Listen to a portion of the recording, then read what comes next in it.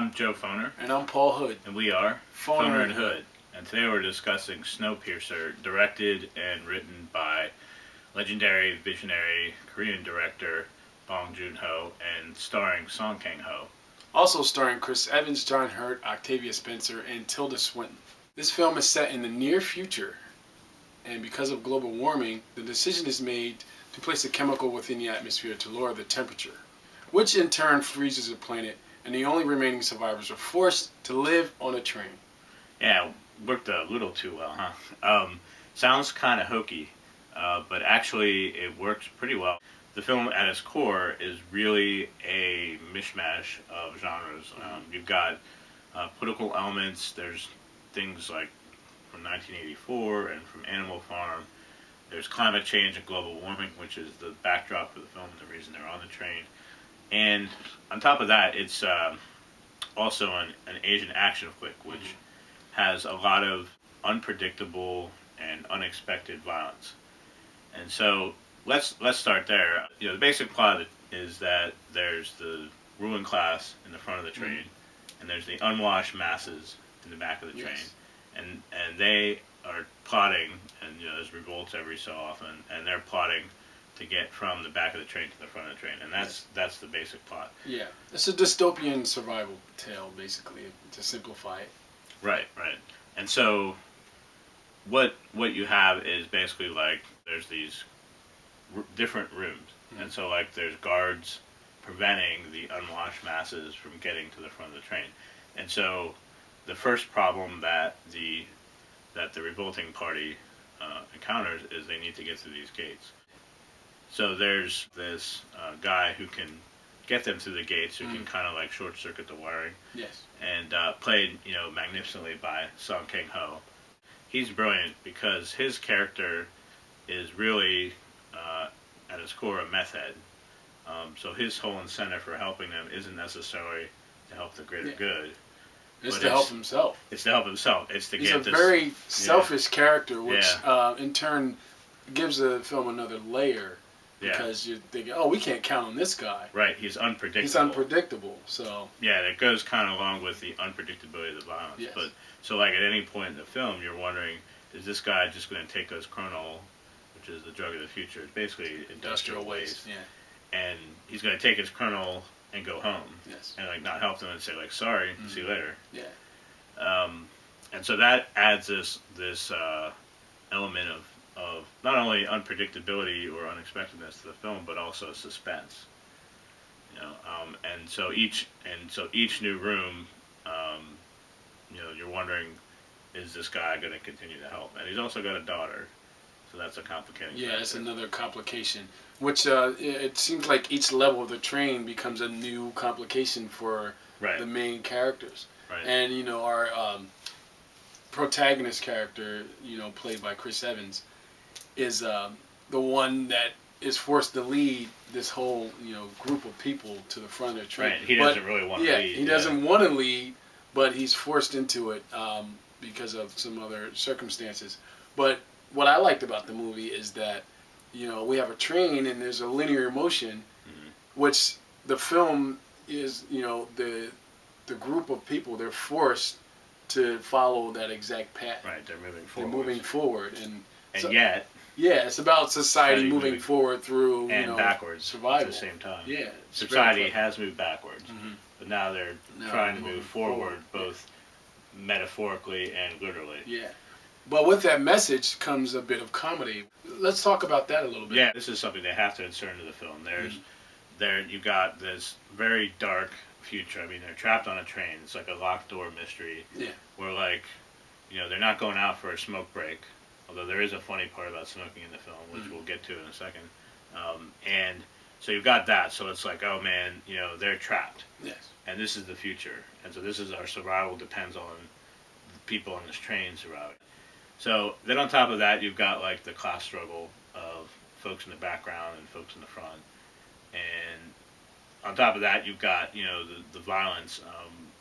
The one of the points of the film is that the back is going to have to move to the front for anything to advance, and it's going to be violent. There's going to be confrontation. I mean, this is what built tension.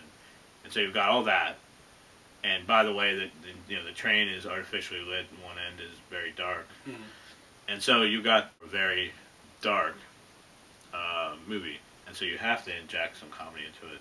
Exactly. And so one element is Kang Ho's character, where he's like spaced out half the time. And you don't know what he's gonna do. Yeah. And he's like a bent key. You don't know if he's gonna fit in the in the key shaft, and you don't know once the door opens and it's unlocked, what are you gonna run into? Right. And they run into a lot of adversity on this train, and unbelievable adversity actually. And the other part, and we'll get back to that in a second, the other part about the humor is Tilda Swinton, who's amazing. There's a scene in the very beginning where she talks about knowing your place, which is very important. But at the beginning of it, she's talking in English and it's being translated, and everybody's talking over her, and she's like, "Shut up, shut up, shut up." And you get the sense that like she's the liaison between the front of the train and the back of the train, but she gets no respect. Yeah. And she plays that to the hilt. Which is how, some in society now view, high political figures. Right, they're just the messenger. They're just the messenger. Yeah, so there's some allegory in there. Yeah. So we were also talking about cigarettes. So the one cigarette is supposedly the last cigarette on the train. Last cigarette on Earth. Right. You know what I mean? And that was one of the things I really enjoyed about the film, finding out what had come to extinction. Things that have survived. And I thought it was funny that some of the most trivial things to us were like major to them, like cigarettes, things of that nature, and also the deal with like different types of food, they thought were extinct and everything. And if you're in case you have a weak stomach, there's a spoiler alert when they explain how the food's made. Yeah. Look away if you can't handle it. Yeah. This film is not for the faint of heart, by the way. The violence is very stylized, but it's still, it's shocking. Right. And it will cause you to cringe and flinch and all that good stuff. Right. There's another point there that, the necessity of the humor and its juxtaposition with the violence. There are violent confrontations, but because it's also, an Asian action flick, it is very unpredictable, very violent action scenes where you're not quite sure what's going to happen or who's going to show up. And so part of the great thing about this movie is because the train is limited, and because the back of the train hasn't seen any of the front of the train go up, they discover each corresponding quarter of the train as the audience does. And so there's this sense of wonderment and discovery and also suspense and unpredictability all boiled up into one. Yeah, exactly. Now let's talk about some of the acting in the film. Now, for me, Chris Evans, it was good to see him in a different role, in a different type of film. But I still think he was channeling a little bit of the Steve Rogers character. Yeah, I sort of disagree a little bit. America. Yeah. Yeah, with the idea that like he's in a new role. Mm-hmm. It is new in the sense that like he's not one to star in political type movies, but keep in mind that he did Captain America, and his character in this one is very principled. Yeah. He's not uncompromising. Mm-hmm. He just doesn't bend a lot. And but then there's a scene at the end. The wrap up with the monologue, which is incredible. Right, which we're not going to give away, but it adds this depth to the character that you probably didn't see in it, and adds this other element of surprises. Like just when you think you understand everything, they turn it on its head. And that was one of the things that kind of saved it for me. And it was nice to see Tilda Swinton. Saved his purpose, or saved the performance. Right. But it was also nice to see Tilda Swinton in a comedic role. Right. In a she's very usually dark, serious movie. Yeah. I will say the casting was really well placed. Kang Ho was great, as I mentioned. Yeah. You just don't know what he's going to do. Chris Evans was good. Tilda Swinton was good. Yeah. Octavia Spencer shows up. I don't think she was utilized as much as she wasn't used that been, much. But she does carry She's a lot for of texture. Texture, and she carries a very. She has one of the more emotional roles in the film. Right. And you'll see what we're talking about when you go view the movie. But she still is, a solid right. piece. She's there for kind of like context and texture and information. She's that character that this type of movie has to have. Yeah. To really illuminate the plight that the unwashed masses at the back of the train are Yes. experiencing. Mhm.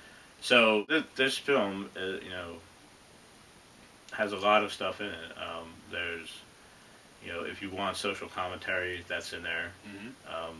There's the whole idea that like the train's moving forward, so supposedly society's moving forward, but society's already moving backward. Yes. And if you really want to read into it, there's a message about beware climate change because this Yes. could happen. And It's kind of like you said, it's a mishmash of different subjects, and right.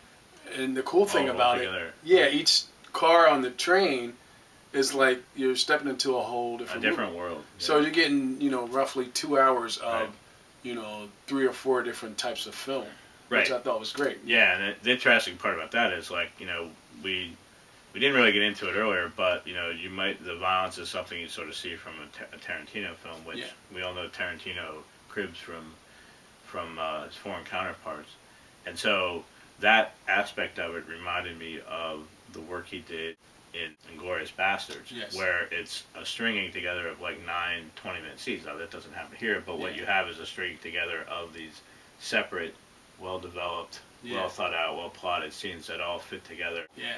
It's I got to the point where it could have been that type of movie where you see the title card come up and it says car 1 then car 2. Right, but they really didn't need to do that. That could have worked. And one of my favorite parts was the idea of this unpredictability that like behind each new door. Mm-hmm. I mean, they have the daughter, Kang Ho's daughter in the movie, plays a clairvoyant, and so she's got this foreboding sense of like, don't go there. Yeah. There's danger lurking, and that's the experience the audience goes through, and that is the real ingenuity of the construction of the film. It's like the audience discovers each new part as the characters in the film discover. Yeah, and that's why this movie works, because like you said, we're all connected to what's going on, and we're all connected. Yeah, we're all connected. Right, the whole world is connected. The whole That's world's the connected. message. So, and it's clever the use of a train as a symbol to carry that train through. in the if you go back through history, trains meant progress back in the Wild West.